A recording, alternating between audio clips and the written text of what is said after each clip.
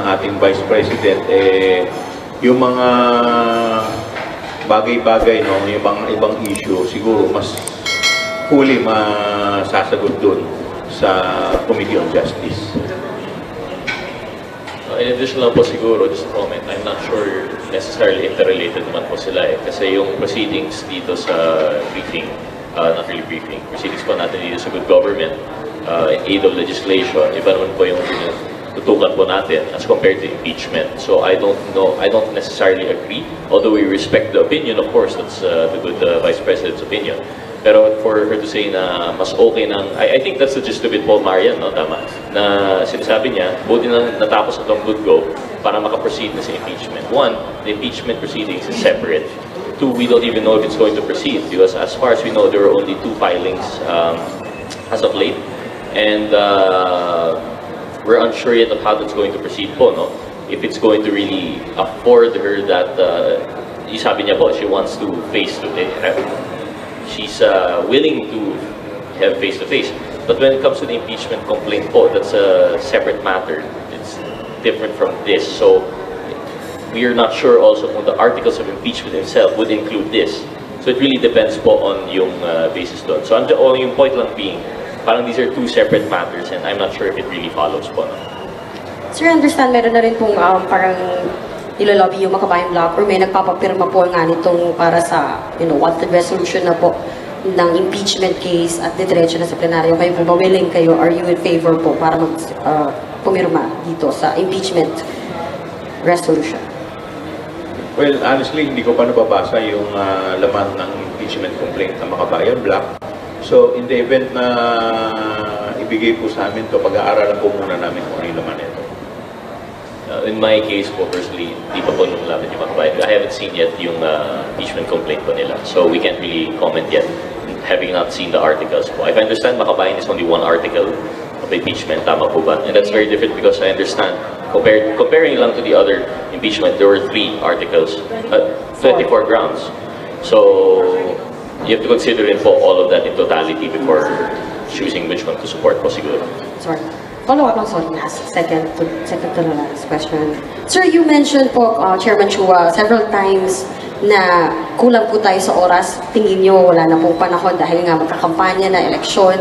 Do you think po it's better that this will be tackled, itong impeachment complaint, sa 20th Congress rather than sa 19th Congress? Ano po? Pakiulit? Sabi niyo po, wala nang panahon. Pinaka-challenge po, for example, para isulong nga po ang impeachment complaint kay VP Sara is yung time. Wala pong oras pa dahil magkakaroon na ng eleksyon, may kampanya, magiging busy, lalo na po kayo mga congressmen and senators. Pag kung sakaling umabot na nga po doon sa Senado yung bilang trial court, at ano po ba sa tingin ninyo?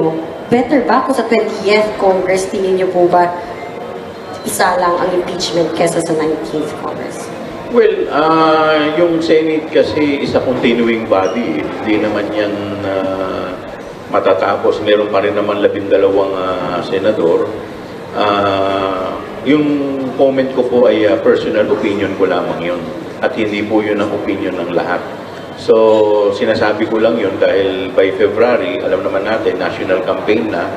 And by March, local campaign. Although, syempre, ang trabaho naman namin, ang mandato po namin is hanggang end ng June. So, in the event naman na itong impeachment talaga ay umusad, syempre may obligasyon din naman kami na ito ay gampanan. We recognize Vic Sumintak, Net 25. Congressman Chua, sir, good morning. Sir, now that the House Committee on Good Government and Public Accountability is eyeing for a legislation requiring confidential and intelligence fund disclosure and penalties for misuse of that fund, may we know kung ano magiging hakbang ng Congress now that the Commission on Audit naglabas sila ng report na yung Office of the President ay top spender ng 2023 confidential and intelligence fund, pati yun ba ay bubusisiin din ng Kongreso? kung paano ginastos. Well, yung sa Office of the President is a different matter dahil yun may trabaho at may obligasyon ang ating Presidente bilang Commander-in-Chief ng sandatahan ng ating bansa at ang kanya po ay it concerns national security. Ito pong ipinapasa po namin ay paglilimita sa mga ahensya na wala pong kinalaman sa national security, sa peace and order at intelligence gathering. Kami po kasi itong investigasyon namin is confined doon sa privilege speech ni Congressman Valeriano at saka ni Congresswoman Luis Tro. In addition to that lang po, no, just to be clear, 2 points make it different po. No? First and foremost, nabagit po ni Chairman Chua, is that in relation to yung good gov, we were talking about confidential funds by civilian agencies that are not necessarily related initially. And whether or not this piece of legislation was passed, we are going to act on that. If someone filed a privileged speech or a resolution, if there were any regarding doon naman sa President, if ever it was found to be used in matters not related to their functions, then I think the committee would also take that matter up po. No? But the difference is, it did not happen po. Dito, confidential funds of a civilian agency. So, President, very clear po. In fact, if I understand po, sir, no? The COA, can you give us yung value po, sir, yung sa COA? Ano ba yung nabanggit? For 2023 po ito, no? For 2023, the Office of the President under President Ferdinand Marcos Jr. is the top confidential and intelligence fund spender for 2023 with a combine of 4.56 billion based on the report of COA Annual Financial Report. About confidential and intelligence funds po. No? We have to take note, yung sa good government that we're talking about is confidential funds of a civilian agency. Intelligence funds po, which are related to national security concerns as disbursed by the necessary security agency. Iba naman po yun. And I think the bulk of my understanding of the news was correct. Yung sa 4 point something, majority of that was intelligence funds naman po talaga. So that's the first po, the distinction between confidential intelligence funds, between civilian and security agency. Second matter po na yung pagkakaiba nito, we will take note, wala pong notice of disallowance. There was no notice of disallowance in the OP, and that's why no one has filed any privileged speech or resolution. Dito po sa OBP, nagkaroon pa ng notice of disallowance. So that's one difference po siguro. And in fact, one of the provisions in the new piece of legislation is that the notice of disallowance would open up yung COA declassification. So I think those are the two kinds of distinctions. But in summary po, if ever there was a complaint, I believe the committee will hear it. But given po na one, it's not really, that was intelligence and not confidential, and two, wala namang notice of disallowance, I think we'd understand kung bakit wala po actually na complaint. Sir, one last na lang go on the impeachment issue. Sir, as you have mentioned, na kung sakaling dito sa House, lumusot yung impeachment, pupunta ng Senado, yung panahon ang problema. Pero probably, sabi nyo nga kung Chua, continuing body ang Senate kasi may matitirang 12. Pero ang problema doon, di ba sir, based on the rules of impeachment, does not constitute yung required numbers that is 2/3 to convict the impeachable official. Then what will happen to the impeachment case if ever makarating ng Senado? Well, unang-una, yung gagraduate po ay may mandato pa sila hanggang June, end of June. Hindi pa naman sila, ibig sabihin, hindi naman porke nagsimula ang kampanya, ibig sabihin ay hindi na po nila dapat kampanan ang kanilang trabaho. So kung ito po ay sumampa, whether may kampanya o wala, talagang siyempre bilang mga lingkod bayan, obligado rin po sila na gampanan ang kanilang trabaho. We recognize Ms. Vivian, then followed by Ms. Mela. Sir, bali, 1 week na lang before yung mag-break, yung Congress. So, napag-usapan na po ba sa majority yung impeachment with this time left before mag-break? So far, wala pa naman po. And then, would you have information po kung na-transmit na sa Office of the Speaker yung 2 impeachment complaints filed so far? Sorry, wala rin po akong idea. Your reaction na hindi pa po natatransmit? I mean, if at this time hindi pa natatransmit.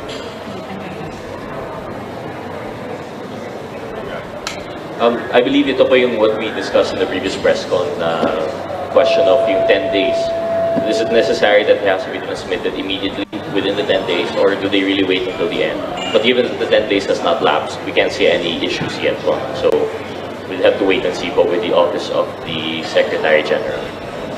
And then sir, dito lang sa mga pinal po ninyo na bills so far, ano po yung mga nakita ninyo that prompted the filing? For example, yung po bang current SDOs, wala yung mga background na nabanggit po ninyo, etc.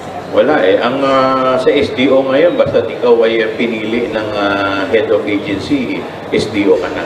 Kaya nga medyo hinigpitan po natin dahil nakita po natin. At saka dito po, clearly, nilagay rin po namin na hindi mo po pwedeng i-delegate yung iyong trabaho bilang SDO. Ano yung danger nun, sir? Pag in-appoint ka lang, hindi ka permanent employee.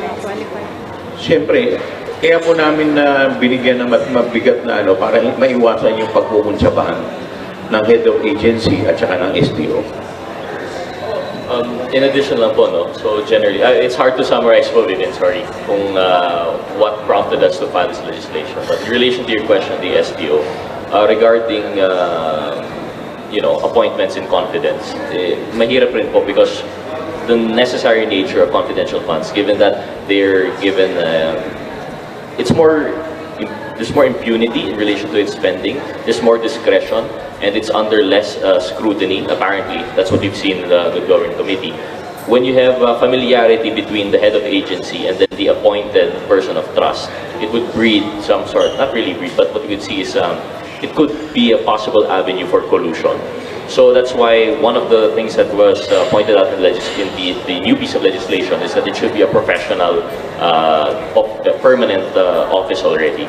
So once we've determined first and foremost whether an agency will require confidential or intelligence funds, then they would also need a permanent position which will not change from administration to administration. So less likely na po yung chances of collusion.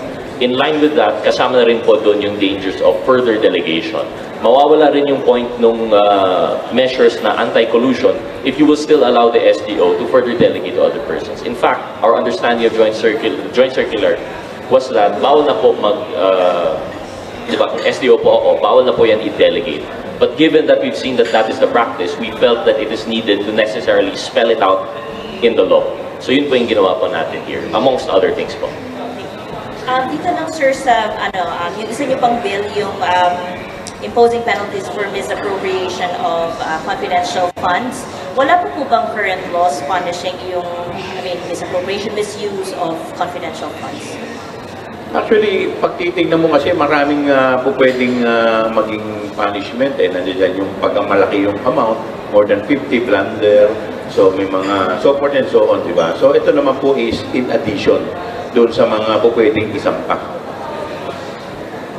We have to take note po yung legislation natin. As we mentioned, ito na po yung sinasabi natin in aid of legislation. We already have criminal laws. In fact, some of the words that have been thrown around were technical malversation, perjury, falsification, plunder, all of those put together. We already have the crimes to penalize. The problem is, we can't really pinpoint the liability. Kasi nga po, for example, ang sinasabi nila bilang SDO, I'm not liable kasi pinasa ko sa iba. Although alam natin there would be malversation, the question is, tama po ba yung pagpasa niya? Because that would define the procedure. Kung well and good, let's say if the finding is allowed naman under the joint circular yung pagpasa nung disbursement to a different officer, then baliwala yung mga current criminal laws po natin. But if now we have this law that says bawal na po mag-delegate further, the mere fact of delegating would now open them up to yung technical malversation na sinasabi natin and other criminal laws that we already have in place. Got it. Thank you. Ms. Mela? Hi, sir. Good morning po. Kong Shua and Kong Roj, balikan ko lang po yung statement natin, yung press release natin kahapon kasi nabanggit nga po na may pinapacheck na tayong 1,992 names allegedly, not tied to allegedly OVP secret fund anomaly. Tanong ko lang po sana kung may update na sa PSA about this big numbers ng pinapa-verify natin. And kung sakali mang may resulta na, paano po ito makaka-apekto sa ating findings? Gayong, tama po ba, di ba tinapos na natin yung about sa confidential funds? Well, unang-una, inaantay pa namin yung resulta sa PSA. Pangalawa, wala pa naman po kami committee report na ginagawa. So, kung ano man yung magiging resulta ng findings, makakaasa kayo na isasama po namin yan sa committee report. So, ngayong taon, sir, wala nang hearing. Tama po ba? Ang good government. Wala nang hearing this year. Next year. Well, kagaya po ng sinasabi namin, sinuspend lang naman namin, hindi pa naman namin tineterminate. So, Open pa rin ma-discuss. Yes. Opo. Sorry, may isang question lang po, other topic. Kay Kong Rog, kahapon po kasi sa plenary, inaprubahan na ng Kamara sa ikatlo at huling pagbasa itong House Bill number 1113, rationalizing the safety measures and penalties relative to the operation of motorcycles. Kayo po as a One Rider Party List, ano pong masasabi niyo rito? And can you just give us parang short ano po bang ano nito, yung bill na to, short na description? Sorry, Chair Joel, parochial concerns. Yung concern po natin dun sa House Bill 11113, this is amendments to the Motorcycle Crime Prevention Act. It's sort of a mixed bag po, no? Kasi we've been active in the committee naman po. We have to take note, first and foremost, this is a bill filed by Congressman Cortez and Congressman Boronda. And this is a counterpart bill already to the Senate version. On the one hand, it lowers the penalties, and we applaud that. It lowers the penalties that were already in place in the Motorcycle Crime Prevention Act. We always said excessive po yung dati, minsan 50,000 yung penalty, 100,000 for simple failure to report yung transfer of motorcycle or failure to attach a plate, which sometimes there's confusion kasi hindi naman kasalanan ng motorista na walang plaka, kasi LTO yung problema. Time and time again, every year sa budget, kini-question po natin asan ang plaka because it is related. Kung walang plaka, minsan hinuhuli pa sila. And the hard thing is, yung motorist pa yung dapat mag-explain or mag-prove na may problema yung LTO. So these are, you can see how controversial yung bill is. So on the one hand, step in the right direction po sana yung House Bill 11113 in the sense na it lowers the penalties. Pero kami po sa committee, we've been constantly arguing na dapat gawing patas po ito. Yes, nabunga pa yung penalty. Yes, lesser na yung time nung imprisonment, if ever there were some. Yes, they did some changes. Wala na yung second plate. Pero kulang pa po sa amin. Bakit po? Kasi may distinction pa rin yung motorsiklo at yung four wheels. Bakit po pag driving without a plate ng motorsiklo, magkakaroon pa ng 25,000 plus imprisonment for 6 months or 6 years ba yun? Pero pag four wheels, wala. Kapag we are talking of using of a stolen plate, sa motorcycle may penalty, sa motor vehicle, sa four wheels wala. That's why we were very constant sa committee level sa transportation na dapat gawing Motor Vehicle Crime Prevention Act. However, we understand that the primary authors, given the pressure that this is already a counterpart bill of the Senate, they wanted to pass it as is. Internally, what we talked about is ayusin na lang sa BICAM. So we naman let it be, no, but we acquiesced. We agreed to that. So yun. So for now, we voted yes. But with that volatility that we still have, it still has further work needed to be done. Thank you. We recognize Ms. Rosalie of UNTV and will be followed by Earl of IBC. Good afternoon po, Kongs. Regarding po sa filed measures nyo po today, meron po ba doong explicit na nakalagay kung paano nyo po gustong i-revise yung joint circular ng COA and DBM regarding sa confidential funds? And are you requesting or directing them to revise it as soon as possible? Well, basically, yung sa joint circular, dapat yan resolution lamang. Pero pinag-uusapan kasi namin kung gagawin namin itong batas na. Kasi dun sa joint circular, ito ay pinagsama-sama lamang ng mga guidelines ng COA, ng Defense, ng DILG, mga ahensya. Pero pina-finalize pa namin kung ito'y gagawin namin talagang batas na nang sa ganun mas tumibay itong joint circular. But of course, we will have to consult also with the concerned departments. So sir, hindi pa to kasama dun sa filed measures niyo po today? Hindi pa. Okay po. Second question ko po kasi na-mention din po kanina ni Kong Roch, wala naman pong anything na complaint against the use of confidential funds ng Office of the President. Kaya po wala namang nag-iimbestiga tungkol doon. Pero gusto ko lang pong linawin kung yung filed measures niyo po, covered po ba nito lahat po ng national and local agencies na may appropriation ng confidential funds? Lahat, but not the Office of the President? The legislation considers lahat po. So if my understanding is right, in line with what we will be filing, of course, every year yung budget tayo po yun po sa Congress with the power of the purse. In line with that, with the further guidance, if this will be passed into law, the legislation will take over all. So we are, in fact, we are expecting that we will have more scrutiny, including dun sa OP. Kasi nga po, we have now yung provisions in the law which would include yung declassification if may notice of disallowance. The difference nga being is, as we mentioned, as far as we're concerned, this is the first time nagkaroon ng notice of disallowance with confidential funds. So that's why nag-target po, nag-zero in po talaga dun sa disbursement ng OVP and the related agency at the time, DepEd. But we're expecting po that this would widen the scope of scrutiny of the ICFAO, yung Special Audit Unit ng COA. Okay po. Question ko na rin po kay Kong Roch kung ilan po ba yung members ng minority bloc sa Congress. Do you have any idea? If my last count was right, I think there are 23 of us in the minority bloc. Kasi in relation to that po, kanina kasi nabanggit ni Kong Castro na may mga minority members na po nagpahayag ng suporta doon sa impeachment complaint niya. Are you bent to support once na-verify niyo po at nabasa yung complaint nila? Well, I would have to see, as you mentioned, the article of impeachment. But for me personally, I have seen some offenses or some basis for the ground. So I have my own idea of what should be in a complaint if ever ipa-file po. No? But given that I haven't seen yet, although they have explained to me in an informal manner, I still have to see po yung complaint before I can really throw my support behind any impeachment complaint po. Alright, kung sa majority block hindi pa napag-uusapan yung about sa impeachment, sa minority block napag-uusapan?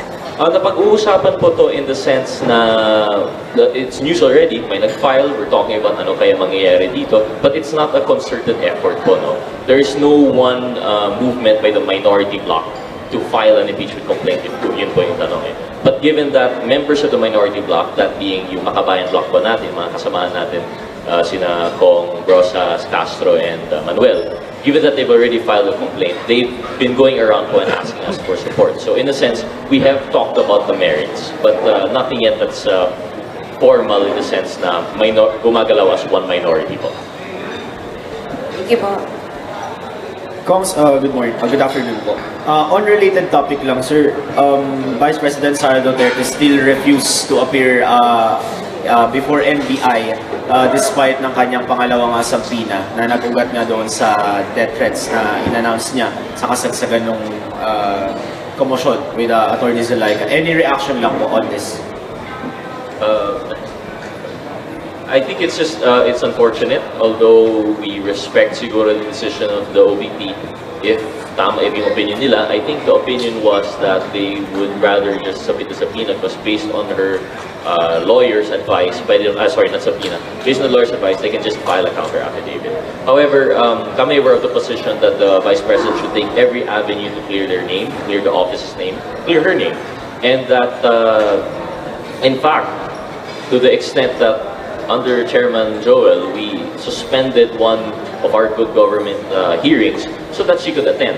So you can see very clearly from where we stand. We're here for her to be able to, we wanted to afford her the opportunity to answer for the allegations, even from other government bodies. But given that she's not doing, it's unfortunate, and we repeat our, yung panawagan po namin, that we hope that she participates, not only with the NBI, with all, I understand, marami na pong mga nasampang kaso. I hope she participates with all the agencies as far as the rule of law is concerned po.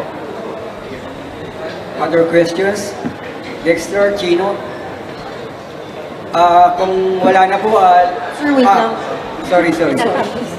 Hindi, kasi meron pa po palang na statement si VP Sara regarding po, Sir Chairman Chua, dun sa 405 na sinabi, reported by PSA na no birth records from the 677 na una po natin sinabi. Sabi niya, dapat malaman nila kung paano ginagawang intelligence operations bago magsalita ang mga tao with regard to the mga documents about confidential funds. Kasi hindi ganyan kadaling magsabi ka lang na walang nag-i-exist na mga tao na ganito. Well, hindi naman po kami ang nagsasabi na ito hindi nag-i-exist, kundi binibase lang po namin sa record na binigay sa amin ng PSA. So, based sa record ng PSA, walang mga pinanganak or na ganito yung mga pangalan. Around 405 kung hindi po ako nagkakamali. And the rest po ay maraming kapangalan. In addition to that po, Marian, no, the issue, I think, isn't only in how intelligence and confidential funds are expended, kung paano ginagawa yung intelligence operations. Okay, for one, yung sinasabi po ng VP, na dapat alamin po namin kung paano ginagawa yung intelligence operations. Kaya nga po kami nag-hearing We had this hearing to find out how it was dispersed, and necessarily with the dispersal comes how the intelligence operation, how it operates. Of course, it's confidential, so we understand that there will be some distinction, but at least give us the reason why we would know or need to know paano po, no, they would use that receipts, yung mga pseudonym if needed. But that's first po, no? But with that aside, clear naman po yung sinabi ng COA. As far as they're concerned, hindi naman po ito, I think it was Congressman Adyong who was questioning that. Hindi naman po basis to use pseudonyms. Clear in the circular, part of it is supposed to be documentary evidence of payment ng mga ERs. Dapat accurate po siya, precisely for accountability purposes. Whether or not that's how the intelligence operation operates, it still needs to, based on their circulars and based on the proceedings, it still needs the necessary documentary evidence of payment. So that's how an intelligence operation operates is separate from the accountability that follows. So I think that's the issue there, why we're looking so much into it. In addition to that, kung babasahin natin yung joint circular, may mga parameters dito na nilagay to protect the identity of the beneficiaries, no? Yung mga may issue ng acknowledgement receipt. Isa nga po dito, nakalagay dapat dun sa envelope, it should be sealed. Tapos may nakalagay sa likod na confidential, at itong sealed envelope, dapat ilalagay ito sa vault.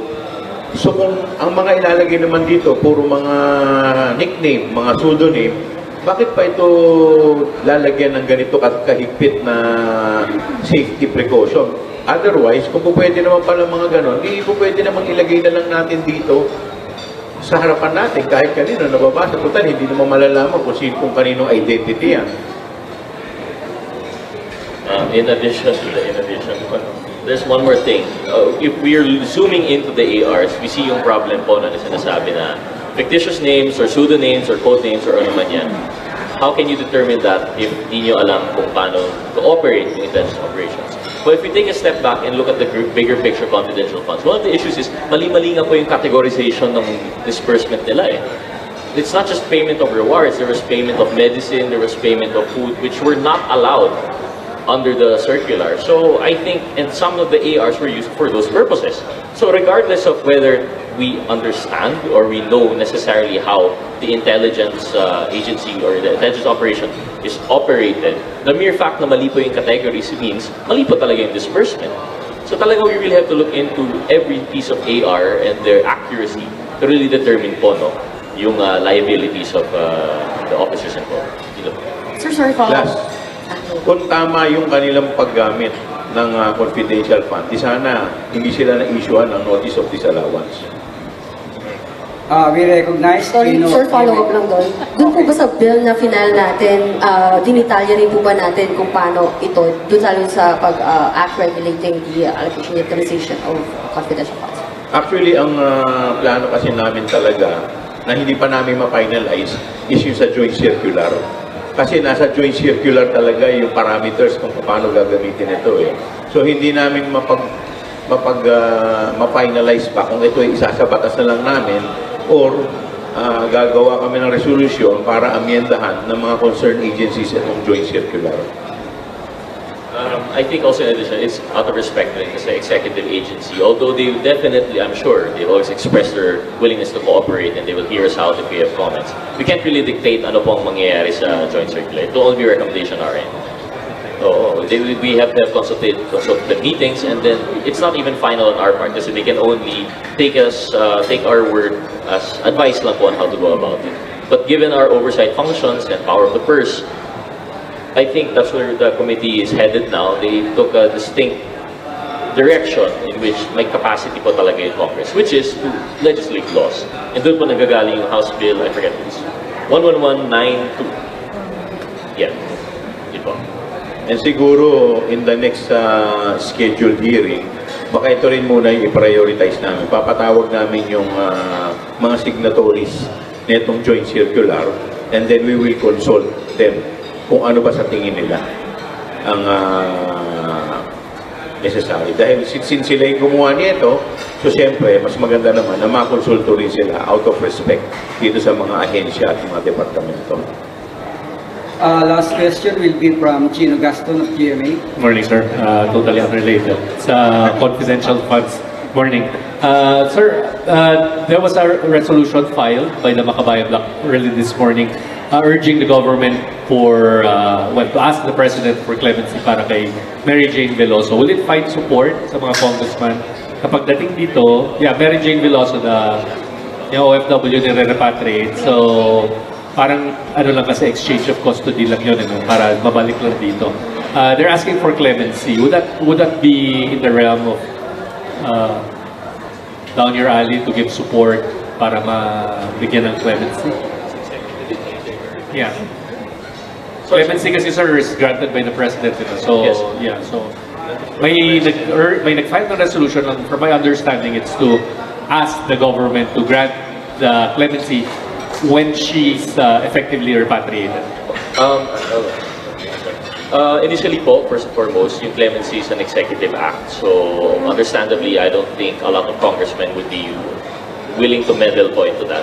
But given that, this is a high-profile case, it really would depend. First and foremost, though, just to clarify po, what's going to happen is, with their positive developments that Mary Jane Veloso will be repatriated. That means we're done with the worst case, which is the death penalty po. Since wala naman po death penalty, we can have a sigh of relief na she will not be,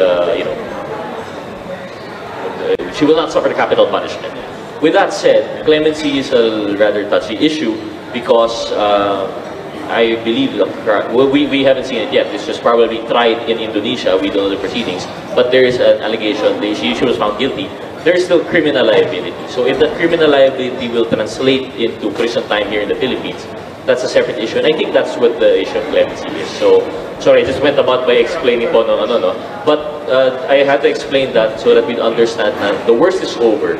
Capital punishment will not be dealt. But she's willing to be back home where she'll be tried by our laws, by Filipino judges, by the Filipino people.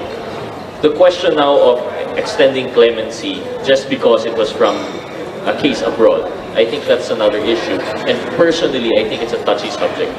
I don't think we should send the message that we condone criminal acts done abroad. Definitely we're against the death penalty, and that's why we really had to work for her repatriation. But if ever she is found guilty, and that would merit clemency, I think that's a different matter altogether.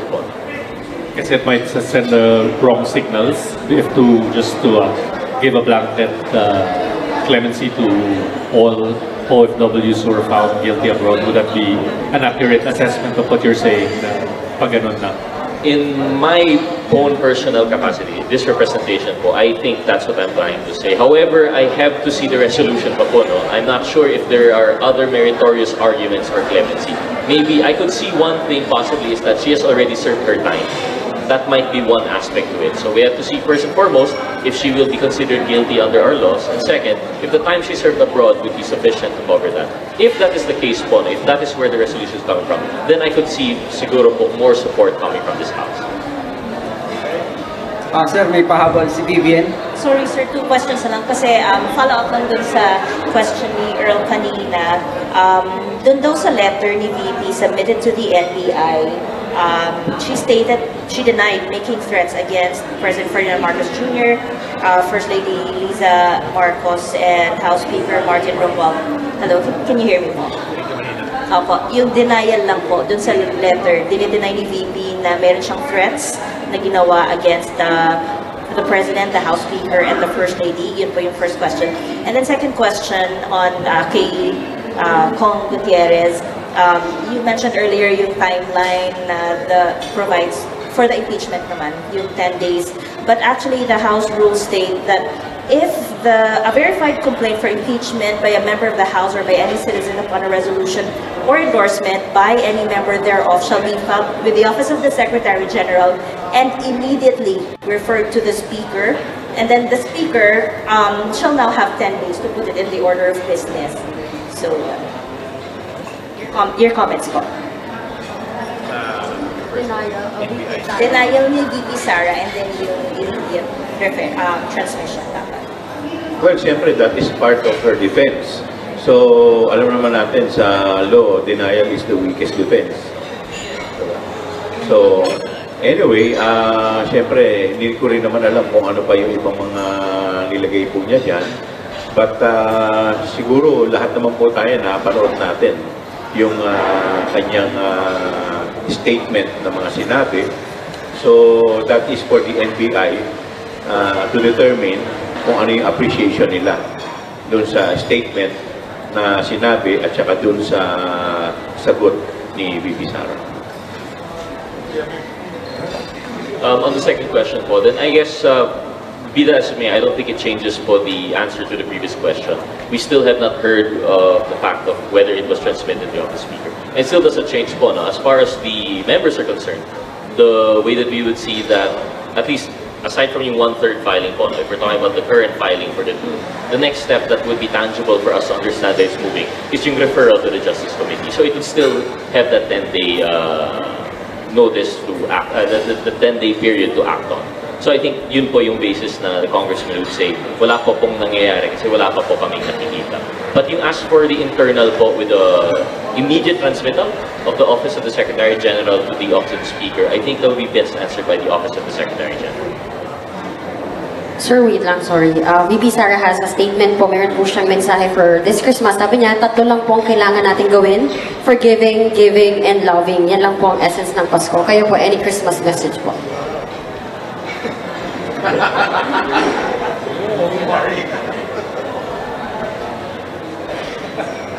On my part po, siguro next week, may trabaho pa kami till next week. Hindi ko pa na-feel yung Christmas. So by then, I'll probably be ready with a statement for you.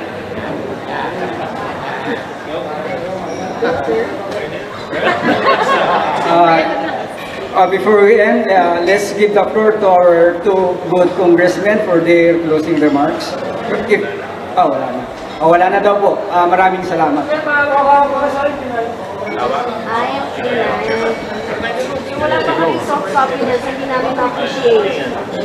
One mic.